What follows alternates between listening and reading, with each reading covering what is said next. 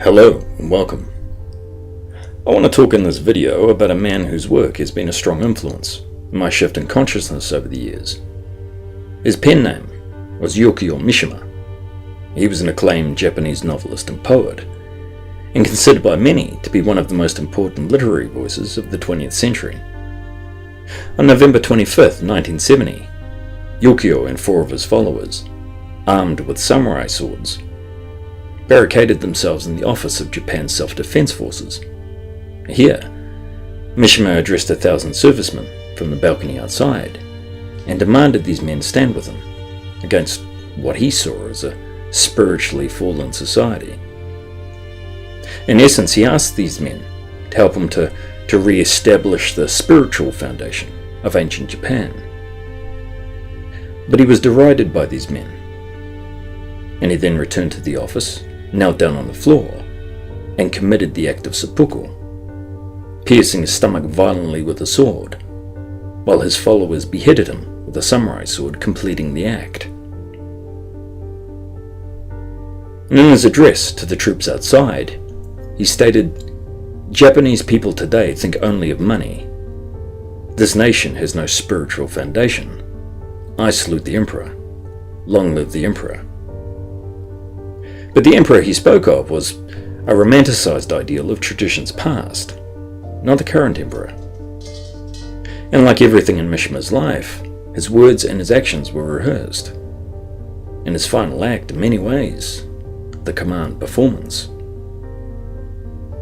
In Mishima, he was a man of many contradictions, and his writing and his everyday life reflected that. He was a man literally at war within himself. In Yukio, he wrote, "The past does not only draw us back to the past. Rather, these memories propel us into the future." His childhood was one where he was sheltered from the outside world, and he was also the victim of abuse from his caretaker, his grandmother Natsuko. And she wouldn't allow him to engage with other boys, so he spent most of his time either alone with his grandmother or with his female cousins. And Natsuko, she was paranoid of other people and of her own family, and she projected that onto him. Mishima, he makes mentions of this in his writing. In these formative years, they haunted him for the rest of his life. He went to live with his parents at the age of 12, and his father, he was a very strict disciplinarian that sought to harden him. He felt Mishima had been raised too soft and wanted his son to follow in his footsteps into the military. Mishima, he noted many occasions when his father would storm into his room and tear up his writings, saying that only homosexuals would engage in such behaviour. And he'd task him too, he'd bully him, he'd goad him, in an effort to get him to man up. Also, his school years, they were very harsh. He was a weak child. He was constantly bullied due to his physical size and for having a stutter, and due to his love for literature. And in turn, this would lead to an obsession with masculinity and huge emotional turmoil. And he'd wrestle with that within a post-war culture that essentially repressed masculinity while eroding Japanese tradition. And his stance was that the feminine tradition had been emphasized to the exclusion of the masculine. That Japan wanted to cover their conscience. The government wanted to cover their masculine tradition from the eyes of foreigners and portray themselves as humble, gentle people to the West. But shortly before he killed himself, he stated that Japan had been stunted by westernization, and that Japanese tradition was the key to a strong character and identity as a man. And that as a result, Japan had adopted mental disease and shame from the West. And when you look at Japanese society today, he was right.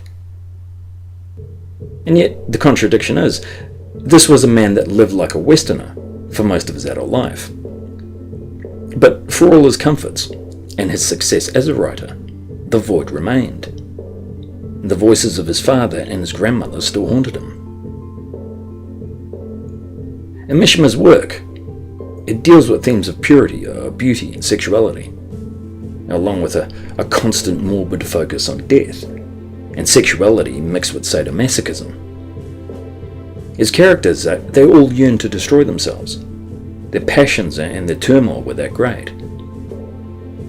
He wrote in his first novel, Confessions of a Mask, "I cried until those visions reeking with blood came to comfort me, and then I surrendered myself to my most intimate friends."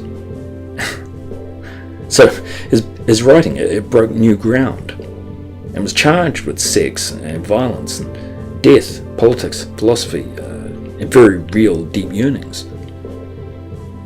And the imagery he evoked through his words, they were incredibly visceral. And masculinity was always the driving force in his work. And it's interesting, Mishima, he writes of having seen a painting when he was a boy of Saint Sebastian pierced with an arrow, dying as a martyr in the name of Christianity. And Mishima wrote that this image had a profound effect on him. It symbolized the mixing of pleasure and pain, and a desire for martyrdom. And in many ways, the course was set for him from that moment. And before I read any of his work, I'd actually seen a picture of Mishima posing as Saint Sebastian in the exact same way, his stomach pierced with an arrow. And it spoke to me. I saw a man in the form of a martyr, being persecuted for his strength. And Mishima, of course, he was a very astute man. He loved to court controversy, and he knew exactly how to market himself. So photos of him posing like the Japanese Frank Sinatra, and also as a samurai warrior, that made big impressions on Westerners. And he wanted to tap that market, and he wanted to be taken seriously by Western critics.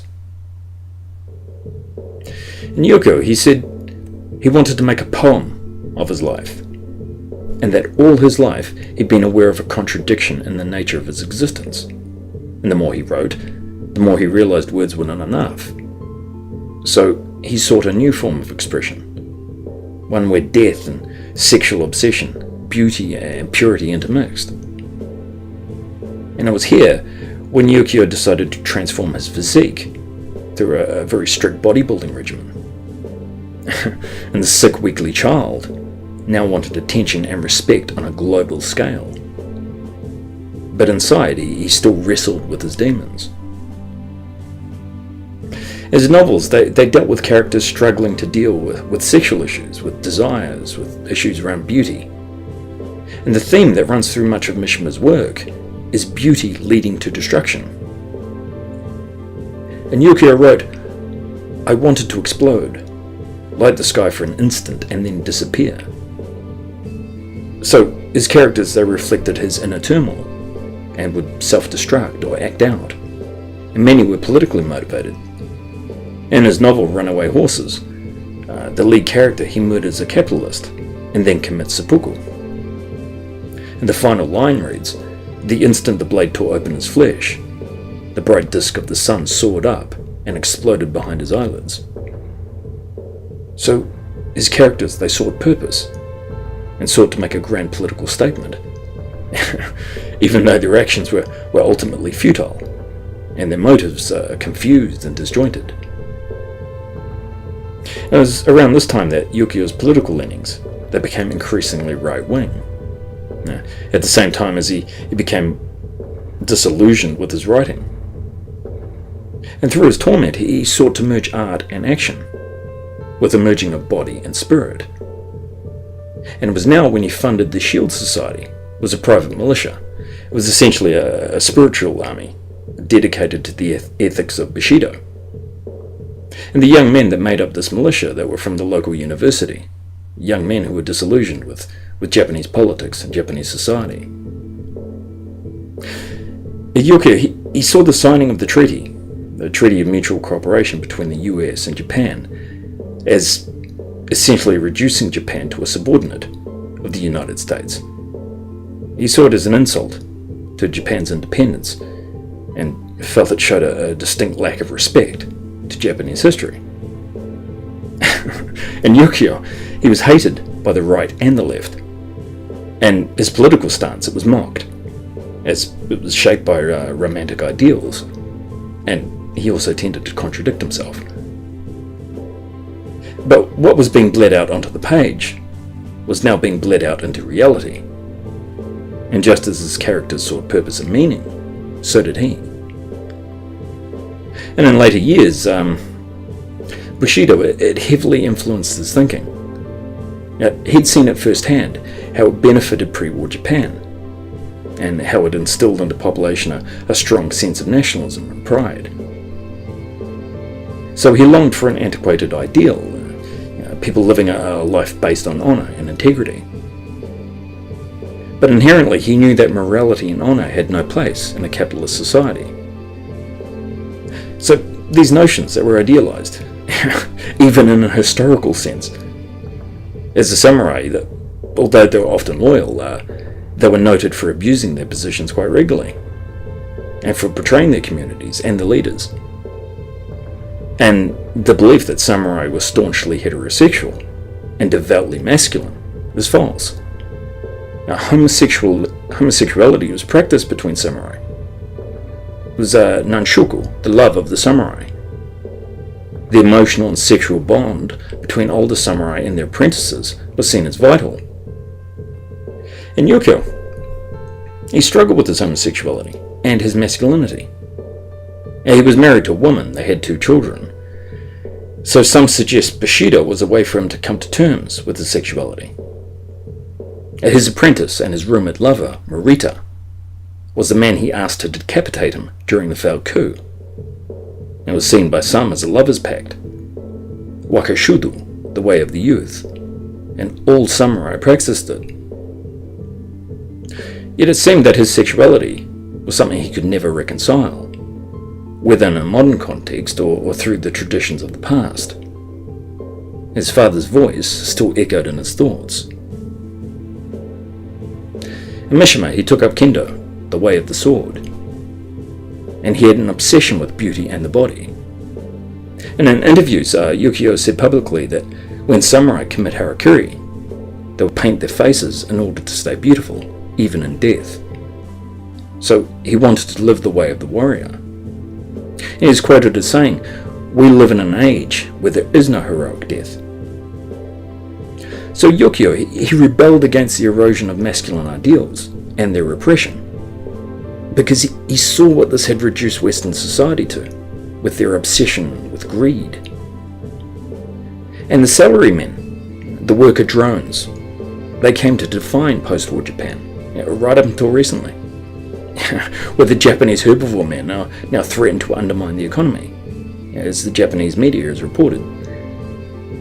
I mean, you recall the millions of boys that wouldn't come out of their rooms in the 90s.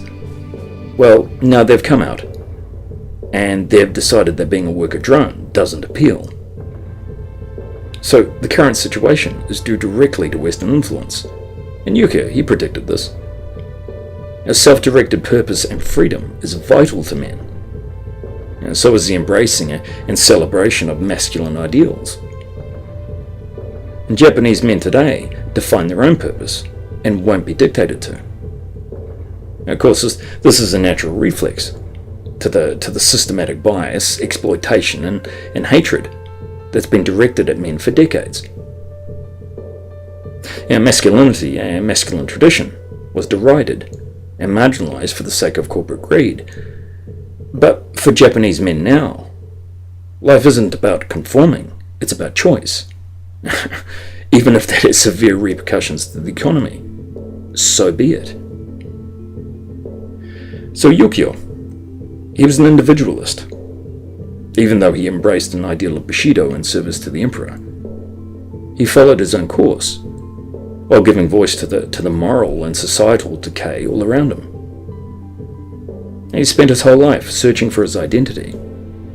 The only way he could find that identity was through expression of his own turmoil, essentially a masculinity in crisis. And his death was a statement, art merging with reality, but also that the male spirit would not be repressed. This masculine spirit, it's been edged out in today's society, but men are starting to reclaim it and define it by their own terms. Anyway, that's all the time I have for tonight, but I want to thank you for your time and keep on trucking. Thank you.